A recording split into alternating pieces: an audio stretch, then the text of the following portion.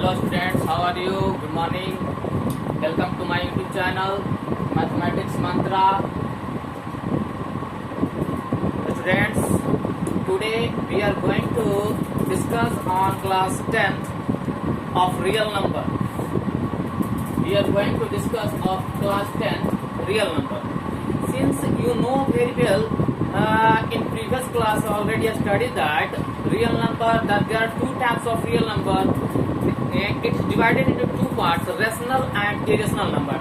So in class 10th we have to study the real number, and the first chapter is real number is divided in three important parts which include the real number. First, Euclid's division lemma, second, Euclid's division algorithm, and the third is the fundamental theorem of arithmetic. यानी मेरा कहने का मतलब हुआ कि class 10th में हम लोग को जो पढ़ना है, फर्स्ट एक्सरसाइज, फर्स्ट चैप्टर, वो पढ़ना है रियल नंबर। और रियल नंबर के बारे में चूंकि सब जानते हैं कि रियल नंबर जो है वो दो भाग में बटा है, वो रेशनल और इरेशनल नंबर में। लेकिन हम लोगों को जो क्लास 10th में पढ़ना है वो पढ़ना है रियल नंबर का पार्ट्स, यानी रियल नंबर का उसमें डिवीजन है, डिवीजन एल्गोरिथम है और फंडामेंटल थ्योरम ऑफ अरिथमेटिक है। तो हम सबसे पहले बात करेंगे, there are three important topics in real number. First, Euclid's division lemma, second, Euclid's division algorithm, and the last, that is third, the fundamental theorem of arithmetic. Let's now start the first topic, the Euclid's division lemma. Euclid's division lemma. In this topic, the students have already studied from the class 4 to up to 10. यानी class 4 से ही आप लोग सभी इस चीज को पढ़ते आए हैं। एक वर्ड, एक फॉर्मूला पढ़े हैं आप लोग। वो फॉर्मूला क्या पढ़े हैं? Dividend is equal to divisor into quotient, divisor into quotient और प्लस रिमाइंडर। सही है? आप लोग क्लास 4 से ही इस चीज को पढ़ते आए होंगे, डिवाइडेड बराबर डिवाइजर गुने कोसेंट प्लस रिमाइंडर। अगर हिंदी में हम बोलेंगे तो भाज्य बराबर भाजक गुने भागफल प्लस शेषफल। ये चीज आप लोग पढ़ते आए हैं। तो इस टॉपिक में आपका जो फर्स्ट टॉपिक है यूक्लिड्स डिवीजन लेमा, ये बताता है how we have to divide a number, ये small number, greater number, anything. यानी आपको इसमें ये बताना है कि हम जो डिवीजन बनाते हैं उस डिवीजन में किस प्रकार से हमको स्टडी करने को मिलता है। जैसे अगर आप जानते हैं, if the every positive integer divide by the any other positive integer. अगर हम बात करते हैं कि कोई पॉजिटिव इंटीजर है ए, अगर आपके पास कोई पॉजिटिव इंटीजर है ए और इसको डिवाइड किया जाता है, दैट इज डिवाइजर कह रहा है बी, तो बताइए तो इस फॉर्मूला के हिसाब से क्या होता है? डिवाइडेड बराबर डिवाइजर गुने कोसेंट प्लस रिमाइंडर होता है। तो डिवाइडेड आपका कौन हुआ? Positive integer a, that a is equal to divisor into quotient, divisor into quotient, that is quotient we consider a small q plus r, यानी it gives the formula of division, and remainder is also less than the divisor, so remainder is equal to, less than, equal to, greater than, equal to, but less than divisor। यानी reminder जो होता है वो क्या होता है? Reminder 0 से बड़ा या बराबर, लेकिन डिवाइजर से क्या होता है? छोटा होता है। जो क्लास 4 से ही आप लोग पढ़ते आए हैं, इस चीज को ऑलरेडी सब लोग जानते हैं। तो इस टॉपिक में हमको ये समझाना है और समझना है आप लोग को, if any positive integer is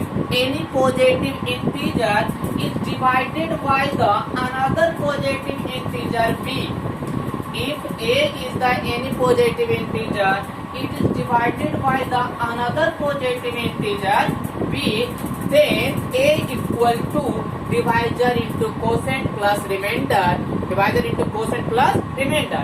एक example, if you have a equal to 17, a equal to 17 and it is divided by b equal to 7, b equal to 7, then what can you do? अब क्या कर सकते हैं इसमें? Then we have to first start the earlier study classes from the 4. यानी अगर हम बात करें तो पिछले क्लास की तुलना की अगर बात करें तो जो बचपन से हम लोग पढ़ते आए डिवीजन, उसके हिसाब से हम लोग काम करेंगे। यानी आप 7 से डिवाइड देंगे कितना में? 17 में। 7 2 जा 14, 7 2 जा 14, रिमाइंडर कितना बच गया? 3। अब देखिए तो ये क्या होगा आपका? डिवाइडेड, यानी 17 equal to divisor into quotient, that is 7 into 2 plus 3। Add कीजिए, 7 into 2 equal to 14 plus 3 equal to 17। यानी इस फॉर्मूला को हमारा क्या होगा? वेरिफिकेशन यहाँ पर हो गया कि डिवाइडेड बराबर हमेशा क्या होगा? Divisor into quotient plus remainder. चलिए, तो अगर हम बात करते हैं क्लास 10th में जो आप लोग को पढ़ना है वो किस टॉपिक के हिसाब से पढ़ना है और किस प्रकार से आपको क्वेश्चन पूछे जाएंगे क्लास 10th में, तो ध्यान देना है। यहाँ हम बगल में एक टेबल बनाए हैं, इस टेबल को जरा गौर कीजिए। ये जो टेबल हमने लिखा है इसमें एक नंबर सिस्टम लिखा है, नंबरिंग किया है, काउंटिंग नंबर लिखा है, और ये काउंटिंग नंबर आप कहीं तक भी लिख सकते हैं। हमने 1 से लेकर 17 तक का काउंटिंग किया है, बस ये समझाने के लिए कि जितने भी इस टेबल में नंबर हैं वो सभी नंबर किसी न किसी तरीके से आपका इस फॉर्मूला पे बैठा हुआ है। यानी a equal to b q plus r, that is डिवाइडेड equal to divisor into quotient plus remainder. कोई भी नंबर आप चेक करेंगे तो वो इस तरीके से वो सेट होगा। यानी a इज द डिवाइडेड, that is the positive integer, and b is the your divisor, q is the quotient and r is the remainder. अगर हम शुरुआत की बात करें तो मान लेते हैं आपका फर्स्ट नंबर अगर हम मान ले a है ना, 2, a और 2 की बात करते हैं तो a बराबर अगर हम 2 लिखते हैं तो a बराबर 2 लिखते हैं तो 2 बराबर हम क्या बोल सकते हैं? अब बताइए ये जो 2 नंबर है, ये जो 2 नंबर है वो किस फॉर्म में आ सकता है? यानी 2 नंबर किसके मल्टीपल में है? तो 2 के मल्टीपल में है, यानी 2 इंटू 1 प्लस 0, यानी a इक्वल टू क्या होगा? b into q plus remainder. तो यहाँ देख रहे हैं रिमाइंडर क्या हो रहा है? 0 हो रहा है। रिमाइंडर क्या हो रहा है? 0 हो रहा है। डिवाइजर क्या मिल रहा है आपको? 2 मिल रहा है। कोसेंट क्या मिल रहा है आपको? 1 मिल रहा है। अगर इसके बाद वाले नंबर की अगर हम बात करें, 3 को लेते हैं। अब 3 को समझिए, 2 के जस्ट बगल में 3 है, 2 हमारा क्या है? Even number, even positive number. आप सब जानते हैं कि इवन पॉजिटिव नंबर में अगर हम 1 प्लस करेंगे तो वो क्या हो जाएगा? ऑड नंबर हो जाएगा। किसी भी इवन नंबर में जब 1 प्लस करते हैं तो वो क्या होता है? Odd number. यानी 3 जो हमारा है इसको हम लिख सकते हैं 2 प्लस 1। Any question? 3 को लिख सकते हैं हम 2 प्लस 1। और क्या कर सकते हैं? 2 इंटू 1, 2 को क्या बोल सकते हैं? 2 मल्टीप्लाई 1 प्लस 1 प्लस 1, और इसको हम मान लेते हैं a, मतलब डिवाइडेड बराबर divisor into quotient plus remainder. यानी हमको यहाँ ये पता चला कि हमारे पास अगर कोई नंबर 3 है और इसे 2q प्लस r के फॉर्म में हम लिखते हैं, आ गया ना?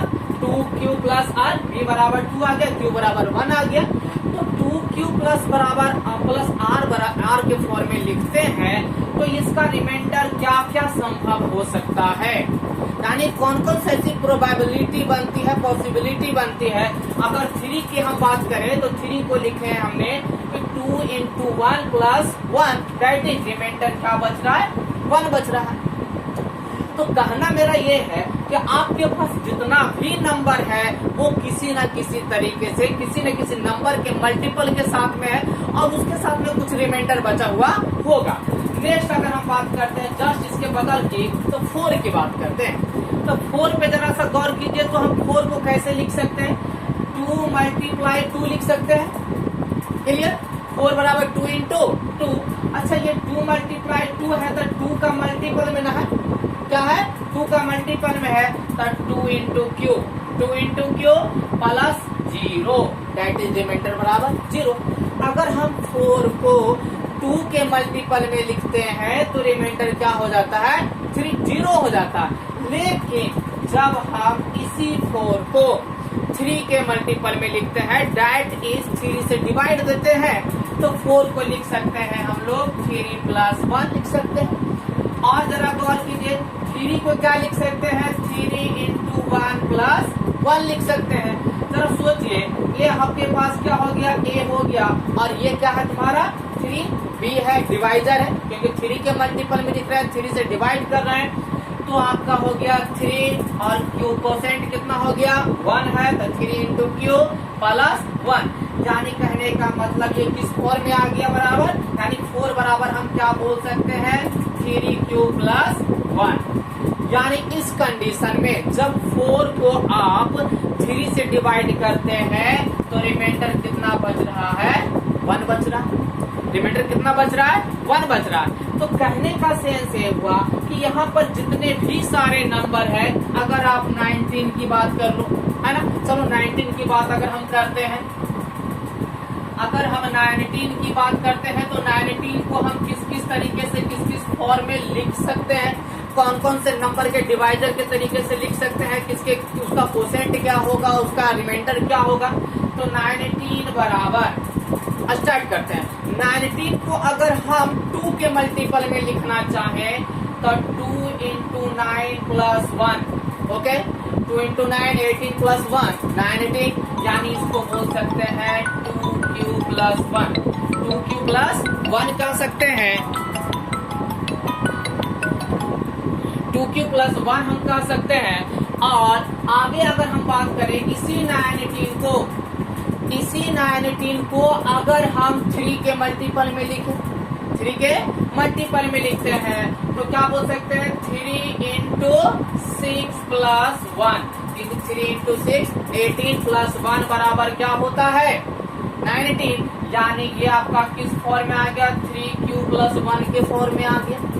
तो कहने का मतलब हुआ कि आपके पास जितने भी नंबर हैं वो या तो 2 के मल्टीपल में होंगे 3 के मल्टीपल में होंगे 4 के मल्टीपल में होंगे 5 के मल्टीपल में होंगे एंड सो ऑन, किसी भी तरीके के वो मल्टीपल में होंगे। अब आपको वहां पर ये जज करना है जस्टिफाई करना है कि वो नंबर इवन नंबर होता है ऑड नंबर होता है स्क्वायर है क्यूब है क्या है, इसके बारे में सोचना है। तो हम सबको धीरे धीरे से बारी बारी से हम उसका चर्चा करेंगे। पहले जो इंट्रोडक्शन है उसके बारे में समझ लेते हैं। और जरा से देखिए तो इसको हम 19 को और किस फॉर्म में हम लिख सकते हैं। अगर हम 4 के डिवाइजर के फॉर्म में 4 के कोसेंट के फॉर्म में 4 के फॉर्म में लिखें 4 के मल्टीपल के फॉर्म में लिखें तब 4 इंटू 4 प्लस 3 देखिए तो जरा यहाँ क्या आ गया 4q प्लस 3 तो रिमाइंडर कितना बच रहा है 3 बच रहा है। तो डिफरेंट कंडीशन है यानी कंडीशन डिफरेंट यहाँ पर ये समझना है आप लोग को कि जब अगर हम 4 से डिवाइड देते हैं जब हमारा डिवाइजर 4 होता है उस कंडीशन में रिमाइंडर की जो संभावना हो सकती है वो कौन कौन सी हो सकती है। यानी 0 भी हो सकता है रिमाइंडर 1 भी 2 भी और 3 भी। 4 तो नहीं होगा क्योंकि 4 तभी रिमाइंडर में हो 4 जब रिमाइंडर होगा तब 4 इंटू 4 क्या हो जाएगा 1 हो जाएगा। यानी हमेशा याद रखना होगा हम सबको कि जो रिमाइंडर होता है वो ऑलरेडी डिवाइजर से छोटा होता है। एनी हाउ किसी भी सिचुएशन में किसी भी कंडीशन में रिमाइंडर क्या होगा डिवाइजर से हमेशा छोटा होगा। तो अगर हम 4q के मल्टीपल में अगर किसी नंबर को लिखते हैं तो उस कंडीशन में आपका रिमाइंडर जो होगा 0 1 2 3 इस फॉर्म में हो सकता है। जब आप 3q के कंडीशन में मतलब कोई आपका नंबर अगर 3 के मल्टीपल में है मतलब 3 से आप डिवाइड दे रहे हैं तो उस कंडीशन में जो रिमाइंडर हो सकता है क्या हो सकता है 0 1 और 2 0 1 और 2। अगर हम 3 के मल्टीपल की बात करें तो मान लेते हैं 16 को अगर आप 3 के मल्टीपल में लिखते हैं 17 को 3 के मल्टीपल में लिखते हैं 16 को 3 के मल्टीपल में लिखेंगे तो 3 into 5 plus 1 that is 3q plus 1 कितना रिमाइंडर क्या बच रहा है यहाँ पे 1 बच रहा है। लेकिन जब 17 को 3 के मल्टीपल में लिखते हैं तो 3 into 5 plus 2 that is 3 plus 2। देखिए फॉर्मूला वही है, जब नंबर बढ़ेगा तो क्या होगा, रिमाइंडर भी उसके हिसाब से कमेगा और बढ़ेगा। इसी 17 को अगर आप 5 के मल्टीपल में 4 के मल्टीपल में लिखते हैं तब 4 into 4 plus 1 that is 4 plus 1। देखिए यहाँ 19 को लिखे थे तब 4 plus 3 हुआ था, यहाँ 17 को लिख रहा है तब 4 plus 1 हो रहा है। जरा गौर कीजिए तो ये दोनों नंबर पे जब 4 plus 1 आता है तो 17 जो कि ऑड नंबर है, जब 4 plus 3 आता है तो क्या होता है 19, ये भी ऑड नंबर है। तो एक चीज पता चल रहा है, जब आपका डिवाइजर जो होगा 4 के इंटीजर में होगा, 4 के मल्टीपल में होगा, तो अगर ऑड नंबर उससे प्राप्त होगा तो वो किस फॉर्म में रहेगा, 4 plus 3 के फॉर्म में या 4 plus 1 के फॉर्म में रहेगा, एनी हाउ। तो इस प्रकार से आप एक नहीं अनगिनत बहुत सारे नंबर हैं, जो इनफाइनाइट नंबर्स हैं, वो सारे नंबर को आप अपने तरीके से किसी न किसी फॉर्म में लिख सकते हैं। अगर हम बात करें 39 का, चलिए 39 को भी देख लेते हैं एक बार हम लोग। 39 का कौन कौन सा मल्टीपल हो सकता है, किस किस फॉर्मेशन में हम उसे लिख सकते हैं, ठीक है, जरा गौर कीजिएगा। 39 की बात करते हैं, 39। अब जरा सा 39 को तो हम स्टार्टिंग से लेकर चलते हैं, 2 के मल्टीपल से लेकर चलते हैं। तो 2 into 18 plus 1 that is 2q plus 1। Reminder कितना बच रहा है 1, यानी 2 के मल्टीपल में। 39 को अगर 3 के मल्टीपल में लिखते हैं तो 3 into 13 plus 0, क्योंकि 13 3 जा 39 होता है, तो ये किसके फॉर्म में आ रहा है, 3q के फॉर्म में आ रहा है, क्योंकि 3q से पूरा पूरा क्या है, डिवाइजर है। अगर इसी 39 को 4 के मल्टीपल में लिखते हैं तो 4 into 9 36 plus 3 बराबर क्या हो जाएगा जी, 4q plus 3। देखिए आ गया ना ऑड नंबर, ठीक है। उसके बाद 39 को अगर 5 के मल्टीपल में लिखते हैं तो 5 into 7 plus 4। देखिए तो जरा सा 5 से हम डिवाइड दे रहे हैं तो रिमाइंडर कितना बच रहा है, 4 बच रहा है, यानी रिमाइंडर जब भी बचेगा तो डिवाइजर से क्या होगा, छोटा ही होगा। यानी इस कंडीशन में 4q 5q plus 4, यानी जब आप किसी नंबर को 5 से डिवाइड देंगे तो डिवाइजर जो होगा क्या होगा, 4 से 5 से छोटा होगा। यानी कौन कौन सा रिमाइंडर होने की संभावना है, 0 1 2 3 और 4 होने की संभावना है। अगर 39 को 6 के मल्टीपल में आप लिखते हैं तो क्या लिख सकते हैं, 6 into 6 plus 3 39 हो जाएगा, यानी 6q plus 3 6q plus 3। अगर आप 39 को 7 के मल्टीपल में लिखते हैं तो क्या होगा, 7 into 5 plus 4 that is 7q plus 4। अगर आप 39 को 8 के मल्टीपल में 8 के डिवाइजर के फॉर्म में लिखना चाहेंगे तो कैसे लिखेंगे, 8 into 4 because 8 4 32 plus 32 plus 7।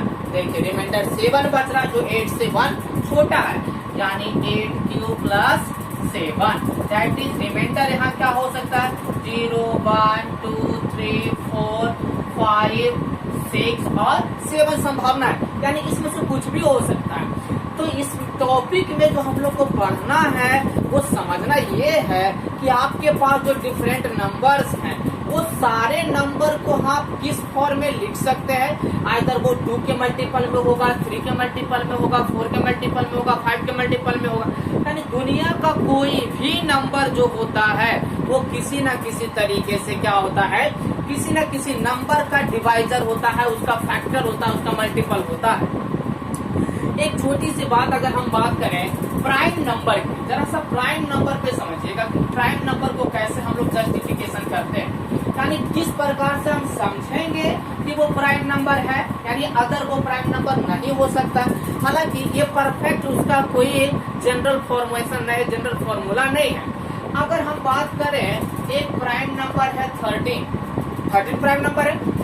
अगर आप लोग प्राइम नंबर नहीं जानते हैं कि कौन कौन से प्राइम नंबर है तो हम लिख देते हैं 2 3 5 7 11 13 17 19 23 29, 31, 37, 41, 43, 47, 53, 59, 61, 67, 71, 73, 71, 73, 79, 83, 86। ये सब क्या है? Prime number. हम बात कर रहे हैं कि 13 भी हमारा एक प्राइम नंबर है। तो जरा गौर कीजिए तो कि 13 जो प्राइम नंबर है आपका, ये जो प्राइम नंबर है वो किस फॉर्म में है देखते हैं। इसको 6 into 2 प्लस 1 लिख सकते हैं। 6 into 2 12 प्लस 1 13। 13 से पहले भी एक प्राइम नंबर है जो 11। देखिए तो इसको लिख सकते हैं 6 into 2 minus 1। यानी दोनों का जो फॉर्मूला है 6 के मल्टीपल में है। यानी ये क्या है आपका 6 क्यूब प्लस 1 है और 6n मान लीजिए ये आपका 6n प्लस 1 है। ये जो है आपका 6n प्लस 1 है, 6n प्लस 1 है। लेकिन इधर वाला जो है वो 6n माइनस 1 है। 13 के अलावा कोई दूसरा नंबर देख लीजिए। 71 को देख लेते हैं, हम चेक कर लेते हैं। 71 को अगर 6 के मल्टीपल में लिखेंगे तो कितना लिखेंगे? 6 इंटू यानी 6 इंटू 12 72 होता है। यानी 6 इंटू 11, 6 इंटू 11। हालांकि 6 इंटू 12 भी कर सकते हैं। 6 इंटू 12 बराबर 72 होता है और माइनस 1 करते हैं। देखो तो क्या होगा?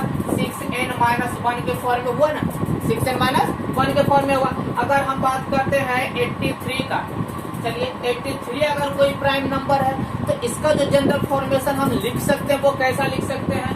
यानी सिंपल सी बात है, 83 है तो 83 को 6 से अगर हम डिवाइड देते हैं तो कितना होगा? 14 इंटू 6 होता है कितना? 84 होता है। यानी 6 into 14 minus 1 that is 6n minus 1। तो मेरा कहने का मतलब हुआ कि जितना भी प्राइम नंबर है वो प्राइम नंबर या तो 6n प्लस 1 के फॉर्म में है या 6n माइनस 1 के फॉर्म में। चेक कर लीजिए, यहाँ पर आपके रिजल्ट सामने में है। तो देखिए यानी आपका प्राइम नंबर जो होता है the general form of prime number, हालांकि ये किसी बुक में दिया हुआ नहीं बल्कि प्रैक्टिकल रूप से है।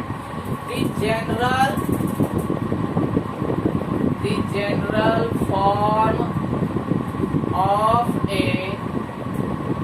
Prime number equal to 6n plus minus 1। 6n plus minus 1 होता है, क्योंकि प्राइम नंबर का जरूरत इसमें आएगा इसलिए हम ये बता रहे हैं। 6n प्लस माइनस 1 का फॉर्मेशन होता है प्राइम नंबर का। अगर आप n बराबर